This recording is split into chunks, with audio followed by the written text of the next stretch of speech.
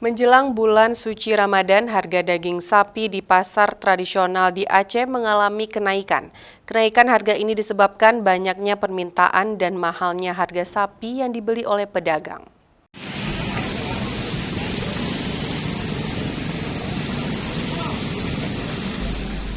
Harga daging sapi di pasar tradisional Aceh meningkat drastis pada beberapa hari menjelang masuki bulan suci Ramadan. Dari sebelumnya dijual pedagang dengan harga Rp140.000 per kilogram, kini menjadi Rp180.000 per kilogram. Kenaikan ini mencapai 30% dari sebelumnya. Menurut pedagang di pasar daging Birun, mahalnya harga daging sapi di Birun disebabkan mahalnya harga sapi yang harus dijual pedagang menjelang bulan Ramadan. Selain itu, kebutuhan daging sapi juga meningkat hingga 5 kali lipat dari biasanya, lantaran banyak warga membeli daging sapi untuk kebutuhan perayaan Hari Megang. Tradisi warga Aceh memasak daging untuk menyambut bulan suci Ramadan.